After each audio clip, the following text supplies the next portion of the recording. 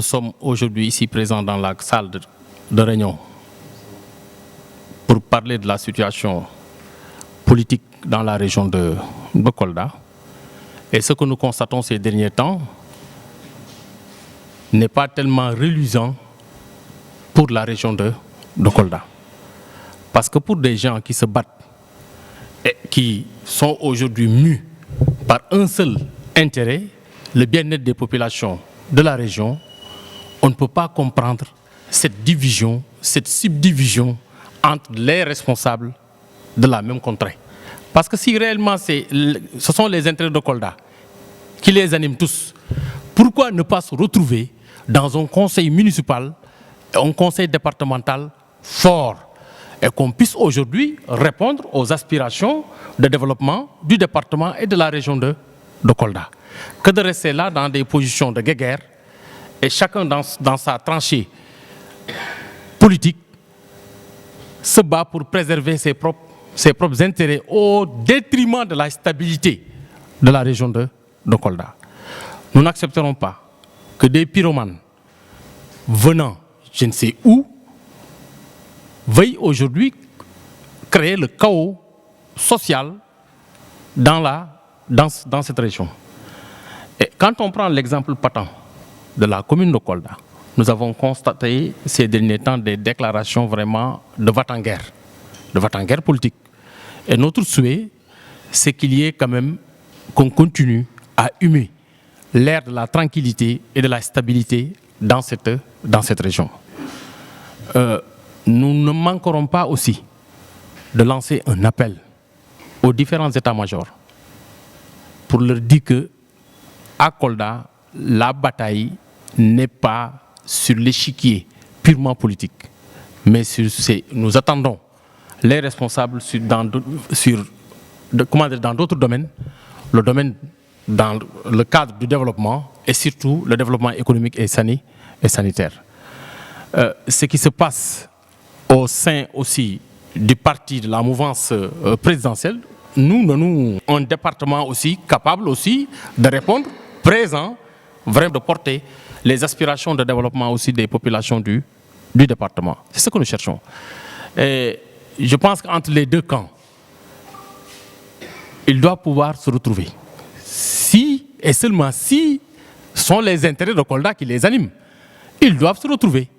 Parce que quand on prend par exemple l'exemple du ministre Moussa Baldé, qui a un bilan à défendre au conseil départemental, et Bibi aussi a un bilan à défendre au niveau de la mairie de Kolda. Moi, on ne comprend pas où doit se trouver le problème pour qu'il y ait quand même ce télescopage et créer ce climat de guéguerre et ce climat délétère dans la commune de Kolda. Nous disons que l'urgence est ailleurs. Et maintenant, dans les différents états-majors, nous constatons qu'il y a des fractionnistes, des gens qui se battent pour promouvoir l'instabilité au lieu de la stabilité dans la commune de Kolda. Nous ne nous laisserons pas faire. Et Kolda, aujourd'hui, comme je viens de vous le dire, il y a des urgences. Et les gens doivent en principe se concentrer sur ces urgences pour pouvoir répondre vraiment aux attentes des populations. Mais malheureusement, chaque jour que Dieu fait, nous voyons et nous entendons des déclarations de va-t-en-guerre à tout azimut. Des gens qui aiguisent leurs armes avant même les élections.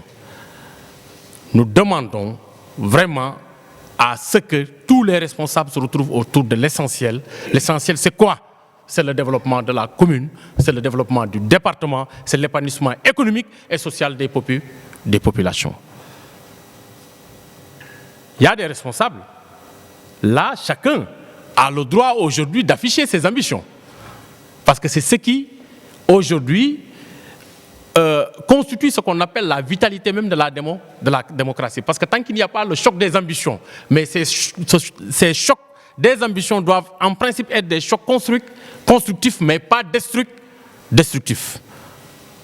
Nous demandons aux deux ténors de l'arène politique locale, en l'occurrence Moussa Baldé et Abdoulaye Bibi Baldé, nous leur demandons vraiment de se retrouver et de parler un seul et même langage. Et faire attention à ces fractionnistes, à des gens qui ne sont mus que par leurs intérêts crypto-personnels, qui se battent tous les jours que Dieu fait pour approfondir davantage le fossé, qui risque aujourd'hui, ce fossé, qui risque de séparer les deux leaders, et qui, par ricochet, risquera de compromettre toute velléité de développement de cette contrée. On a suivi des responsables, deux responsables, éminents responsables politiques, qui disent qu'aujourd'hui, qu'un ministre qui gère un poste stratégique, les postes stratégiques, c'est-à-dire que les ministres stratégiques, c'est-à-dire que les ministres de souveraineté, ce sont ces ministres qui sont devenus de facto des maires des différentes capitales régionales.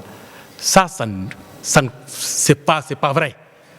C'est pas vrai. Et là, nous n'allons pas entrer dans ces détails. Parce que Sidiki Kaba est ministre, a géré un ministère de souveraineté. Mais il n'est pas maire à Tamba. Il y a Ismaïla Madior Fall, qui était ministre de la Justice à Rufix, mais qui n'est pas maire chez lui. Donc il faut que ces gens-là arrêtent de continuer à se nourrir de la sève de la division. Nous demandons à ce groupe, que moi je qualifie comme le groupe Wagner politique du Fouladou, ça veut dire les mercenaires politiques du Fouladou, d'arrêter de distraire les populations.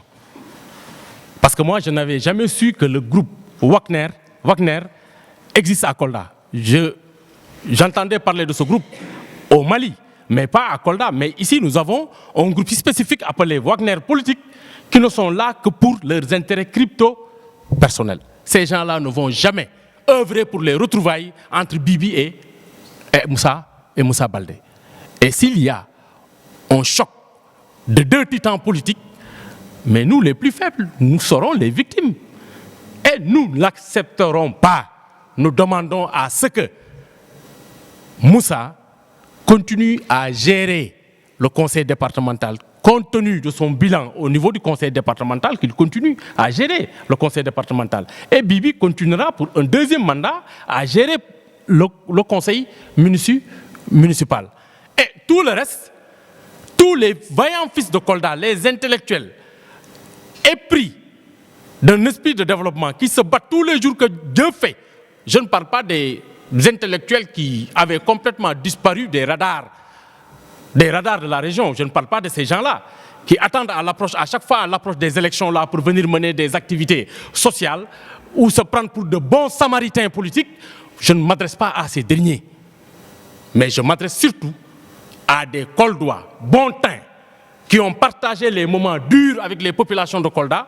Nous leur demandons de venir retrouver ce conseil municipal, ce conseil départemental, parce qu'aujourd'hui, notre bataille, c'est d'avoir des institutions fortes. La bataille n'est plus une bataille de rue, c'est une bataille intellectuelle, c'est un débat intellectuel que nous devons nourrir dans les instances de décision locales.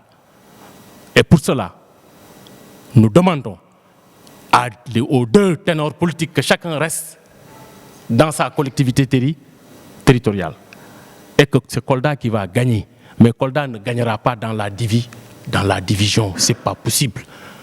C'est pas possible. Parce que si on entend certains soi-disant experts politiques faire des prévisions, moi je les appelle les charlatans politiques de la localité, qui prédisent vraiment des moments sombres pour Kolda. Moi, je dis que c'est des irresponsables, parce que si vous voyez le parcours de tout ce beau monde-là, tous ceux qui passent tout leur temps à vociférer, à écrire et à crier, à tue-tête à travers certains médias, ce sont des gens, des transhumants hors pair qui ont accompagné tous les régimes.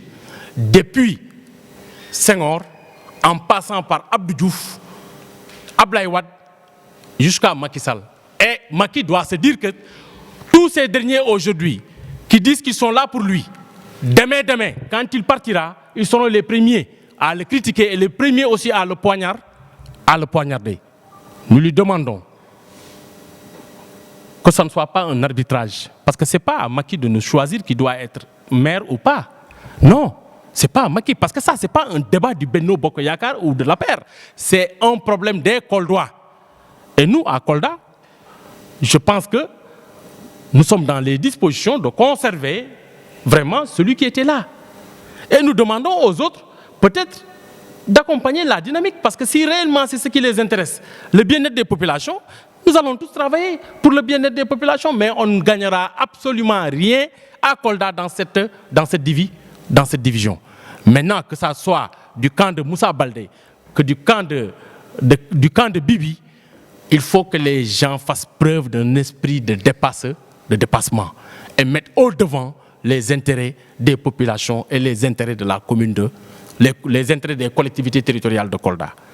Maintenant, les maires, soi-disant les maires signataires de ces déclarations de soutien. Mais c'est regrettable. Mais faites un micro-trottoir, allez dans ces collectivités territoriales respectives. Vous vous rendrez compte que ces maires ne pèsent pas lourd sur la balance politique de leur localité. C'est des maires aujourd'hui dont les populations se sont engagées à les évacuer complètement du plancher politique. Ce sont ces maires-là, impopulaires, illégitimes, qui n'ont aucune légitimité à la base.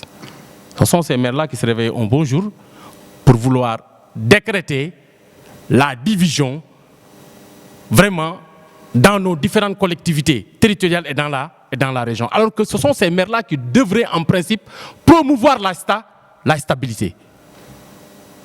Moi je dis que la commune de Kolda, le département de Kolda, les deux responsables ne doivent pas accepter aujourd'hui les adeptes de la conférence de Yalta là, puissent ériger domicile dans les deux ordres de collectivité territoriale. Ce que nous demandons de vive voix à Moussa et à Abdoulaye Bibi Baldé, c'est de continuer vraiment que chacun reste dans sa collectivité territoriale. Maintenant, les populations vont arbitrer. S'il y a d'autres candidats aussi, mais c'est bien normal qu'il y ait d'autres candidats aussi qui aient le courage de lever le doigt pour dire que je veux être maire. Mais ce que nous refusons encore une fois de plus, c'est de voir des arrivistes